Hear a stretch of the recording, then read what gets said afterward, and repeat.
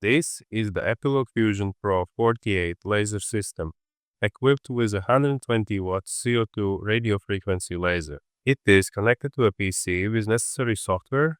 Machine has a control panel and integrated fume extraction system to remove smoke and dust during operation. The work area measures 122 by 91 centimeter. The system is CNC controlled using coordinated motion across the X, Y, and Z axis. The laser head moves in the X and Y direction, while the bed moves vertically along the Z axis for focus control. How does it work? In the back of the machine is the laser resonator, a sealed tube with a gas. Inside the tube is a gas mix, helium, nitrogen, and carbon dioxide. It is powered by 13.56 MHz high-frequency AC current. When the power is turned on, free electrons begin to move and hit the gas molecules.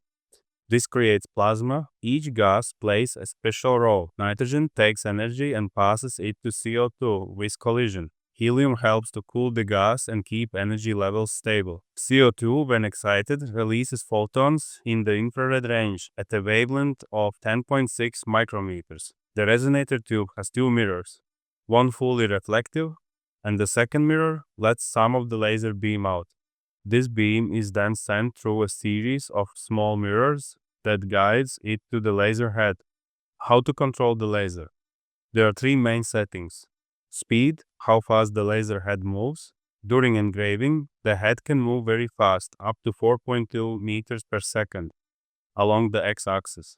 The y-axis is slower, because the whole assembly is heavier and needs more stability. Power, how strong the laser beam is. More power means deeper cutting or darker engraving. Frequency, how often the laser turns on and off. The radio frequency power always works at 13.56 MHz, but the laser can pulse many times per second. At 100%, the laser stays on continuous on. At lower percentages, it pulses. This helps avoid overheating and gives better edge quality. The software includes presets for many materials. Understanding how speed, power, and frequency affects the material helps you to get the best results. Auto and manual focus. As the laser beam exits the final mirror, it passes through a positive lens, which bends the beam into a tight focal point. Here, this black line marks the ideal focal point for optimal cutting or engraving. Using autofocus. From the machine's control panel, enter the focus menu. Press the autofocus button, then bed will rise until the plunger sensor touches the material surface. Then retract slightly. This automatically sets the correct distance between the lens and material. However, autofocus requires a solid surface. If the material is too thin, soft, or uneven, like paper, foam, or warped plywood, the plunger might give inaccurate results or even damage the surface. Using manual focus. Pull down the manual focus gauge from its magnetic holder. At the control panel, use the joystick to move the bed up or down. Use nudge for precise incremental adjustment. You can change the nudge step size on screen. Carefully raise the bed until the gauge just touches the material surface. Check it. Move the bed again if necessary. Check it again. Once set, return the gauge to its holder. How to work with work materials. If the material is not flat, identify the highest and lowest points. Set your focus to a middle point between them. This compensates for uneven surface and improves cut quality. For engraving, maintain focus accuracy within 3 mm. Anything more and your image will appear blurred. If the material is too warped, the laser head might collide during operation. Always test movement path after focusing. Cleaning the optics on Epilog laser. To maintain consistent cutting performance and extend the life of your Epilog laser, cleaning the optics is essential. Cleaning should be done once a day, by the first person using the machine. Smoke, resin, and dust particles can build up on the lens and mirror, reducing power and causing heat buildup. If ignored, this leads to permanent damage. Here is an example of how powerful the laser beam is. This can happen if the lens or mirror is dirty. Preparing for cleaning the optics. Open the hood and front panel. Move the laser head towards the front for easier access. Place a panel under the laser head to create working area. From a maintenance kit, you will need lens cleaning fluid, Phillips screwdriver, small Torx screwdriver, cotton swabs, and lens cleaning tissues. This is lens tube and it needs to be removed. Use the Phillips screwdriver to unscrew the clamp screw. Carefully remove the lens tube from the assembly. Moisten a cotton swab with a small amount of lens cleaning fluid. Gently clean the lens using soft circular strokes. No need to apply pressure. Let the lens air dry and inspect it under good light to confirm it's clean and free from dust. Hold the lens tube vertically and unscrew the cone piece from the bottom, keeping the cone facing downward. This prevents any dislodged aluminum oxide, which is abrasive, from falling onto the lens and causing scratches. Fold the cleaning tissue a few times and moisten it with cleaning fluid. Gently clean the lens, allow it to dry, and check for cleanliness. Use the remaining tissue to clean the inner surface of the cone piece, which may also contain resin deposits. Reassemble the lens tube while keeping it pointed vertically downward to avoid anything from falling in. This small groove on the lens tube corresponds with a pin on the assembly. Insert and gently twist the tube until it seats properly. While holding it from below, tighten the clamp screw. Properly installed lens tube should shift slightly side to side. If it does not shift, loosen the clamp, reseat the tube and tighten again. Check again that there is a slight movement side to side. To clean the mirror, turn the retention knob counterclockwise a few turns to loosen it. Locate the latch at the back of the assembly. If the latch won't open, use a small Torx screwdriver to loosen the securing screw. Open the latch. Carefully slide the mirror out. Never touch the mirror surface directly, always hold it from the sides. Place a small drop of lens cleaner on the mirror surface and use a fresh lens tissue to gently wipe it off. Let it dry and inspect it. Repeat if necessary until the mirror is clean and free of haze or dust. Applying too much force can scratch the mirror. Fingernails are harder than the mirror coating and can also cause scratches. Here is the signs of surface damage, not contamination. Improper cleaning using rough cloths, excessive pressure, or reused tissues can result in permanent scratches. A scratched mirror will scatter the laser beam, reduce power, and degrade coating and engraving quality. In such cases, the mirror must be replaced, as it will no longer perform correctly. When reinstalling the mirror, reinsert the mirror with the reflective surface angled down towards the table. Tighten the knob just enough to hold the mirror securely. Do not over-tighten. Clear up the workspace. If any cleaning supplies are running low, note it in the workshop order list. Close the machine and now your laser is ready for operation. Material guidelines and handling procedures. This laser system can process a wide variety of materials, but not all of them can be cut. For example, shiny and reflective objects such as polished steel, mirrors, or reflective coatings are not safe because they can reflect the laser beam back into the machine. Metals cannot be cut with this laser, but they can be engraved if they are coated or treated with a metal marking solution. A wide selection of materials is stored in the storage room, and for smaller projects there are offcuts available near machine. The software includes a built-in material library with preset parameters for speed, power, and frequency. Measure the thickness of material with the calipers, then select the closest setting for that type and thickness. If you are using a material for the first time, or if the exact thickness setting is not available, it's a good practice to run a small test piece before proceeding with the full job. It is also possible to adjust frequency and power during operation from the control panel. Speed, however, cannot be changed once the job has started. Plywood. Whether plywood can be cut safely depends on the adhesive used in its layers. Plywood made with a white glue is safe and non-toxic when lasered. However, plywood that uses dark formaldehyde-based glue is not allowed, as it produces highly toxic fumes. You can recognize this type by the dark lines visible in the cross-section of the sheet. Only plywood with a white glue is permitted to use. Rigid materials like plywood must be handled carefully when placing them on the cutting bed, because sharp corners can damage the honeycomb table if dropped. Plastics. Plastics must be used with caution. Only cut plastic with known properties. Some plastics will simply melt, while others can ignite or release poisonous gases. PVC is forbidden because it releases chlorine gas when lasered. Safe plastic for this machine are acrylics, PMMA, and PETG. Plastics are usually supplied with a protective film. If engraving, remove the top film before starting. If only cutting, leave the film on. If you need both, put first, then remove the film before engraving. Leather. Real and natural leather can be both cut and engraved. Artificial or synthetic leathers, however, are plastic based and must not be used, as they release toxic fumes when lasered. Tiles can also be processed with the laser. They cannot be cut, but they can be engraved to create durable markings or patterns.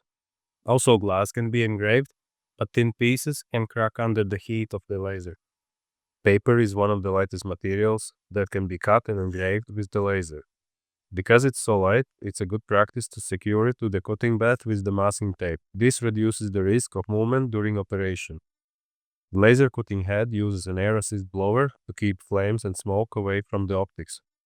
However, the same stream of air can easily lift or shift a sheet of paper, especially when small cut pieces detach from the main sheet. When cutting designs that produce small sections, those loose pieces can scatter around the bed. One method to prevent this is to reduce the laser frequency, creating a dotted line instead of continuous cut. This keeps the small pieces attached to the main sheet. However, it does reduce the cut quality. Cardboard can be either solid or corrugated, and both types can be cut and engraved. With corrugated cardboard, orientation matters.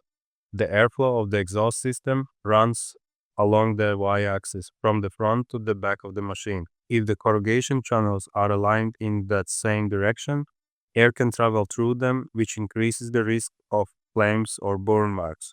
Placing the corrugation perpendicular to the airflow reduces this risk. Incorrect placement, cut lines that are too close together, or excessive power setting all increase the chance of fire. Here, everything was wrong. Lines too close each other, corrugation along y-axis, and incorrect setting with high power. If a fire does start and cannot be controlled, cover the material with a damp cloth or a fire blanket. A fire extinguisher should only be used as a last resort.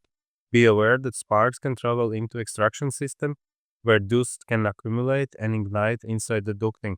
Any fire incidents must be reported. The exhaust system must always be turned on when cutting or engraving. If you realize the exhaust was off and the chamber has filled with smoke, do not open the lid. Opening the lid under these conditions can cause a fire hazard and may also trigger the building's fire alarm. Instead, stop laser immediately using the emergency stop button or pause button, then switch on exhaust and allow the smoke to clear. After such an incident, check the lens and mirrors and clean them if necessary. Material storage. Store large sheets horizontally, not vertically, to prevent warping. Warped materials will not cut evenly, and if it bends upward, it may collide with the cutting head.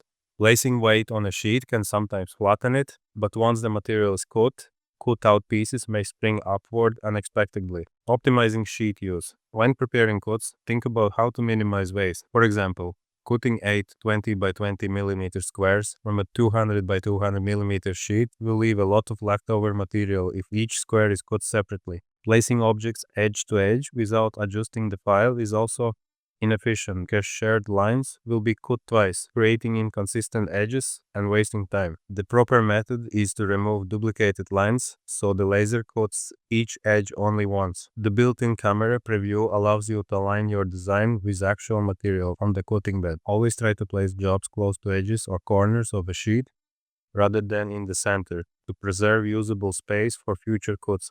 Offcuts larger than about 150 by 150 millimeters should be kept, as they can be reused. Anything smaller is considered waste. Larger offcuts from a full sheet can be cut down with a power tool if needed, but use great caution. A chainsaw can remove large sections quickly, but also possesses serious risk of injury. Small pieces can sometimes be broken off by hand. Cleaning small waste pieces from the cutting bed can be time-consuming if done by hand. The best method is to use a brush with a dustpan or a vacuum cleaner. Take care not to press or drag the vacuum nozzle too firmly against the honeycomb bed, as this can damage it. There is no need to remove the small pieces that fall inside the honeycomb structure, since the deeper cleaning is done once a year when the cutting bed is removed. How to operate the Epilog laser. First, prepare your file for the laser. Open CorelDRAW on the PC and create a new document. In the document settings, select the Lab 250 laser. Import your file. CorelDRAW supports a wide selection of file formats. In some cases, CorelDRAW will ask how to import text. Choose Import as Course. I already have a file prepared in CorelDRAW and previously used on the laser. Make sure the lines for cutting are hairline thickness. If a line is thicker, it will be engraved. Check the size of your design. It can also be changed from the printer software. As a general rule, red lines are for cutting, blue lines are for marking, and black lines are for engraving. Once the file looks correct, press print.